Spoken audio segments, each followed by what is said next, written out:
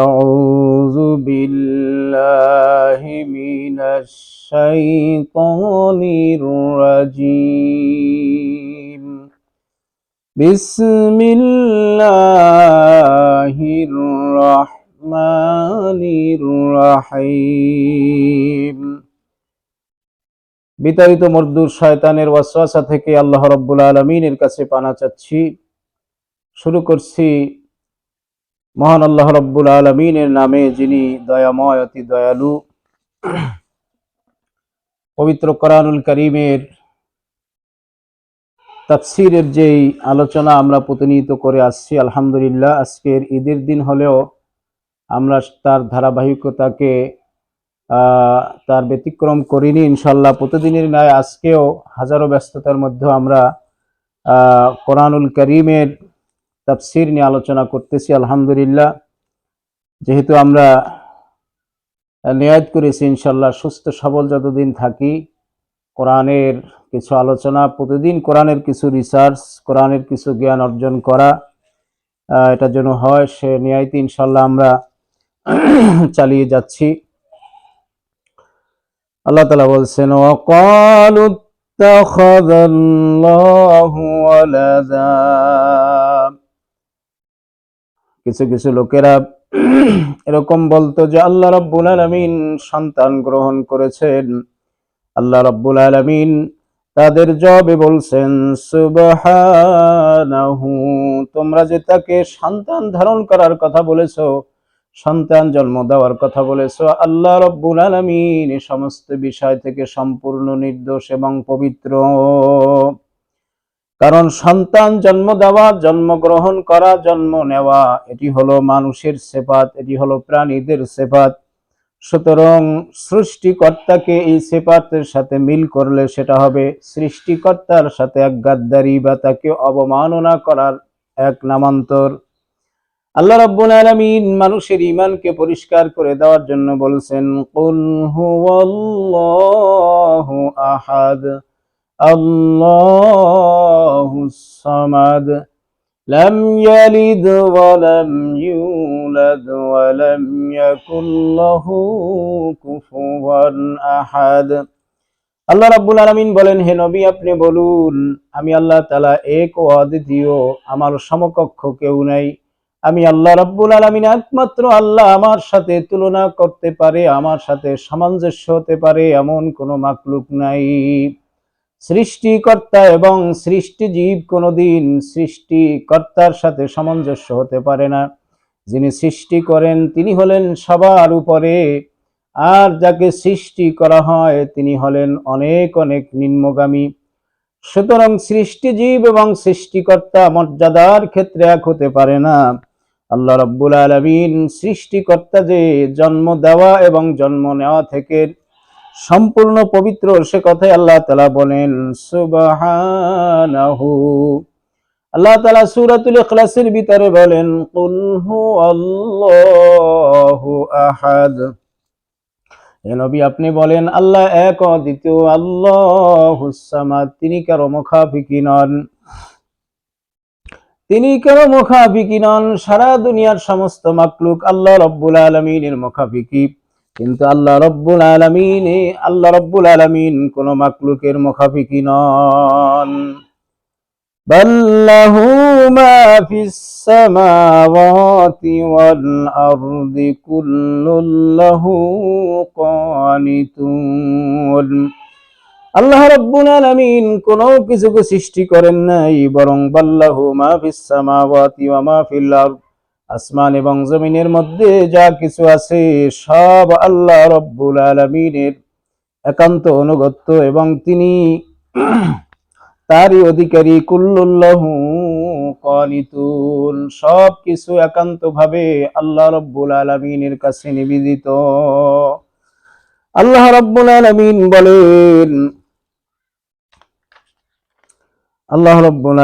বলেন যে সব কিছু আল্লাহ রাব্বুল আলামিন বলেন যে সব কিছু একমাত্র ইচ্ছায় অনিচ্ছায় আমি আল্লাহ রাব্বুল আলামিনের কাছে মাথা নত করতেছে। সুতরাং আমি আল্লাহ রাব্বুল আলামিন সম্পর্কে যেন তোমরা বলতেছো যে আল্লাহ তাআলা সন্তান গ্রহণ করেছেন, সন্তান জন্ম দিয়েছেন এবং কারো থেকে জন্ম নিয়েছেন, সম্পূর্ণ তোমাদের অমূলক কথা। কারণ হলো, সন্তান যদি জন্ম দেওয়া হয় তাহলে এক সময় দেখা যায় পিতার স্থলাভিষিক্ত সন্তান হয়ে যায়। তাহলে তোমরা যদি আল্লাহকে জন্মদাতা হিসাবে মনে করো, তাহলে তো তার সন্তানেরাও এই বিশাল বড় রাজত্বের মালিকানাধীন হওয়া লাগে। আল্লাহ রাব্বুল আলামিনের যে সমস্ত সিফাত, সেই সিফাতের সাথে তার সন্তানেরও হওয়া লাগে। দুনিয়াতে দেখা যায় সন্তান তার বাবার মতো হয়, সন্তান তার মায়ের মতো হয়, তার সৃষ্টিগত দিক থেকে তার অনেক গুণ সেই সন্তানের মধ্যে চলে আসে। সুতরাং সৃষ্টিকর্তা যদি কোনো মাখলুককে জন্ম দিয়ে থাকেন, নাউজুবিল্লাহ, তাহলে সৃষ্টিকর্তার সিফাত তো তার মধ্যে আসার কথা। কিন্তু সৃষ্টিকর্তা এবং সৃষ্টিজীবের ভিতরে সিফাতগত ভাবে কোনো মিল নাই। আল্লাহ রাব্বুল আলামিন সৃষ্টি জগতের সাথে আল্লাহ রাব্বুল আলামিনকে তুলনা করা যায় এমন কোনো বিষয় হতে পারে না। আল্লাহ রাব্বুল আলামিন বলেন, লাইসা কামিসলিহি শাই। আমি আল্লাহ রাব্বুল আলামিনকে তুলনা করা যেতে পারে, আমি আল্লাহ রাব্বুল আলামিনকে কোনো জিনিসের সাথে সামঞ্জস্য করা যেতে পারে এমন কোনো জিনিস নাই। কোন মাখলুককে, মানুষকে যেরকম সরাসরি দেখা যায়, আল্লাহ রাব্বুল আলামিনকে সেরকম সরাসরি দেখা যায় না। মানুষের জ্ঞানের একটা পরিসমাপ্তি আছে, একটা নির্দিষ্ট সীমারেখা আছে, কিন্তু সৃষ্টিকর্তা যিনি, তার জ্ঞানের কোনো সীমারেখা নাই। মানুষের হায়াতের একটা নির্দিষ্ট সীমারেখা আছে।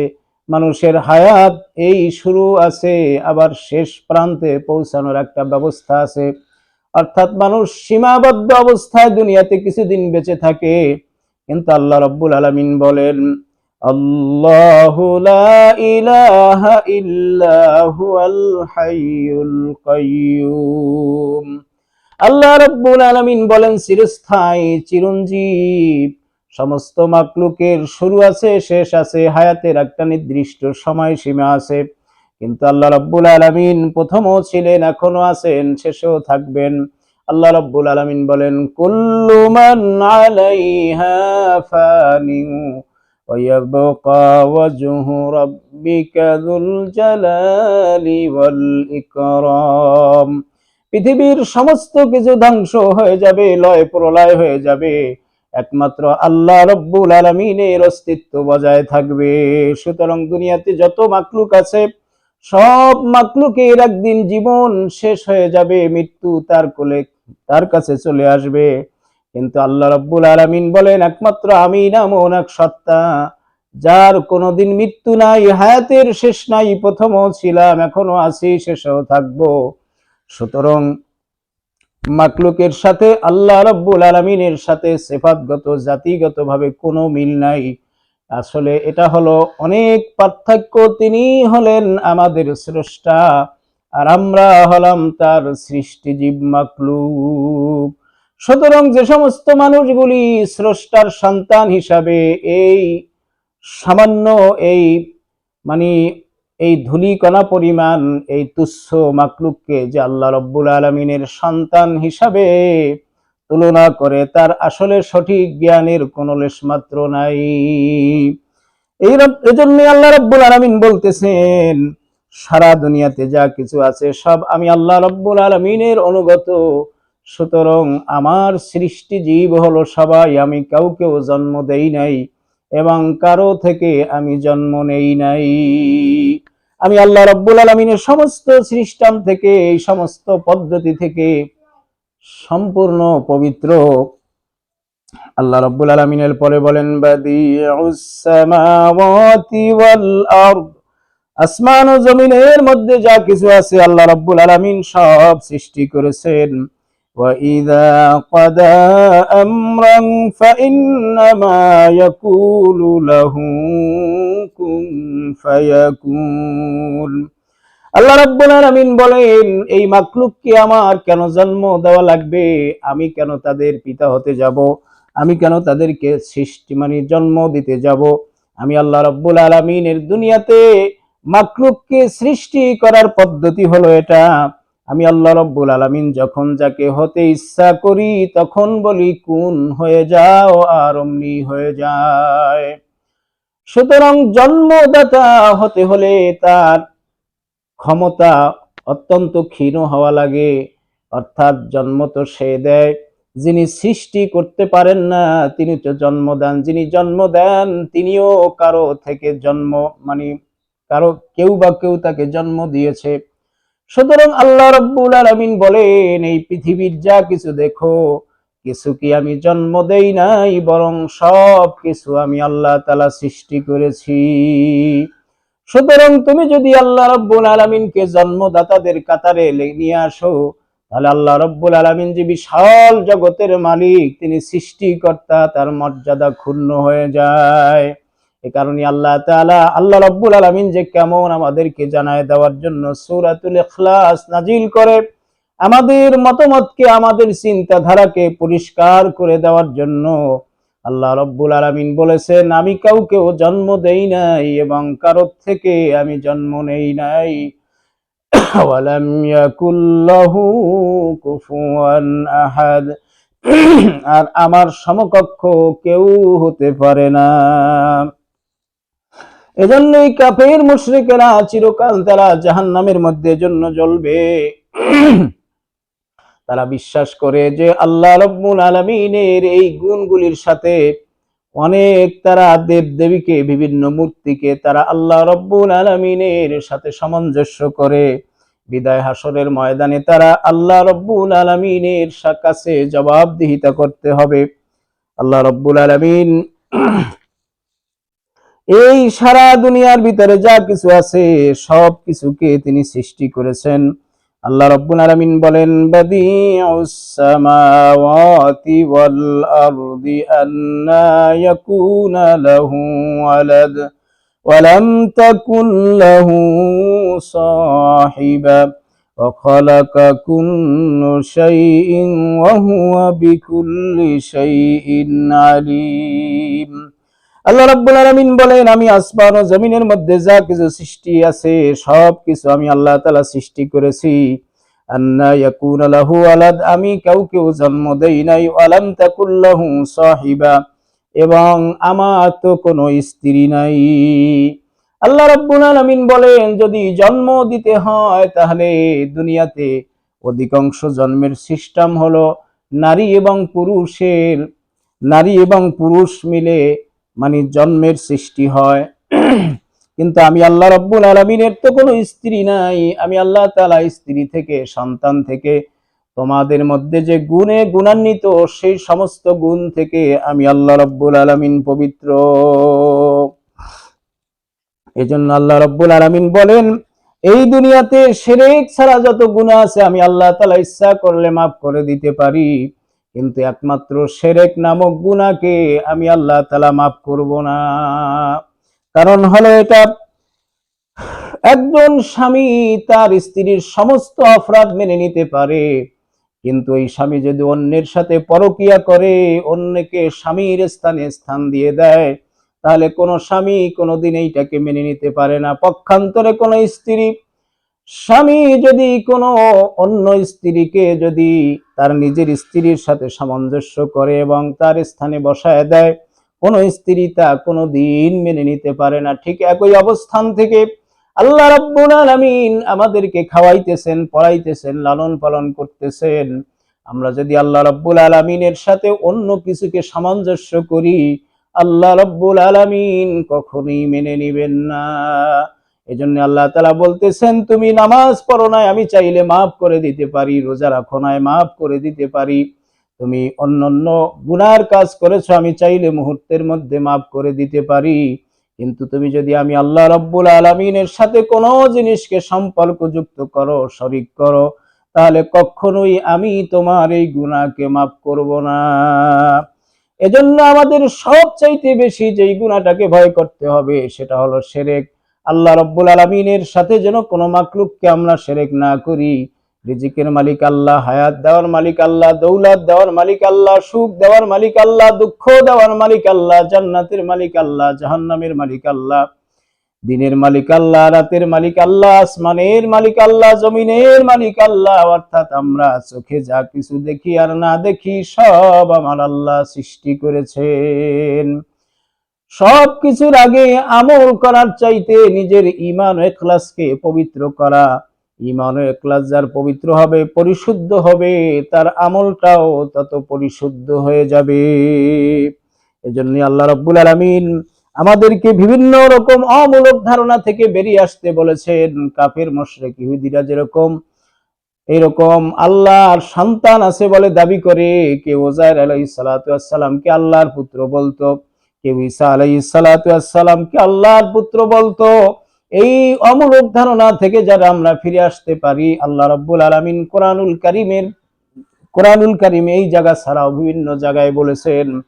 সুতরাং আল্লাহর সিফাত ও জাতের সাথে কোনো মাখলুককে তুলনা করা যাবে না। আল্লাহ তাআলা কাউকেও জন্ম দেন নাই এবং তিনিও কারো থেকে জন্ম নেন নাই। এই বিষয় আমাদেরকে পরিপূর্ণ ঈমান ও ইখলাসকে পরিশুদ্ধ করে। আল্লাহ রাসূল সাল্লাল্লাহু আলাইহি ওয়াসাল্লাম বলেছেন, আখলিস দীনাকা ইয়াকফিকাল আমালুল কলিল। তোমার ঈমানকে পরিপূর্ণ করো, ঈমান ও ইখলাসকে পরিপূর্ণতায় রূপান্তরিত করো। এরপরে যদি তুমি অল্প আমলও করো, তাহলে তোমার সেই আমল নাজাতের জন্য যথেষ্ট হয়ে যাবে। আর যদি তোমার ঈমান ও ইখলাস যদি পরিপূর্ণ না হয়, পরিশুদ্ধ না হয়, হাজারো আমল যদি করো, এই আমল আল্লাহ রাব্বুল আলামিনের দরবারে কবুল হবে না। এজন্য শুধু ঈমান আনলেই চলবে না, ঈমান পরিশুদ্ধ ঈমান আনতে হবে। আল্লাহ রাব্বুল আলামিন বলেছেন, তোমরা আমিনু কামা আমানান নাস, তোমরা ঈমান আনো। সাহাবায়ে কেরাম রাদিয়াল্লাহু তাআলা আনহুম যেভাবে ঈমান এনেছে, তাদের ঈমানের মধ্যে যেরকম পরিশুদ্ধ ছিল, সেইভাবে ঈমান তোমরা আনো। ঈমান শুধু আল্লাহ এবং পরকালের প্রতি বিশ্বাস রাখি, মরার পরে কিছু একটা হবে, এটা বিশ্বাস করার নামই ঈমান নয়। ঈমানের মধ্যে থেকে সমস্ত শিরকিয়াতের গন্ধকে দূর করে দিয়া সলিড নিরেট আমাদের ঈমানকে তৈরি করতে হবে। আর সেইভাবে ঈমান তৈরি করতে হলে সাহাবায়ে কেরাম রাদিয়াল্লাহু তাআলা আনহুকে অনুসরণ করতে হবে। আল্লাহ রাসূল সাল্লাল্লাহু আলাইহি সাল্লাম বলেন, আমার ইন্তেকালের পরে আমাকে এবং আমার সাহাবীকে অনুসরণ করলেই তোমরা হেদায়েতের রাস্তা পেয়ে যাবে। সুতরাং সমস্ত সাধারণ মানুষের ভিতরে এই যুগের অনেক উলামায়ে কেরামের মধ্যে ভুল থাকতে পারে, কিন্তু সাহাবায়ে কেরামদের মধ্যে কোনো ভুল নাই। হেদায়েতের রাস্তায় সঠিকভাবে চলতে হলে যাদেরকে অনুসরণ করতে হবেন, তারা হলেন সাহাবায়ে কেরাম। আল্লাহ রাব্বুল আলামিন আমাদের এই ক্ষুদ্র আলোচনার উপরে আমল করার মতো তৌফিক দান করেন।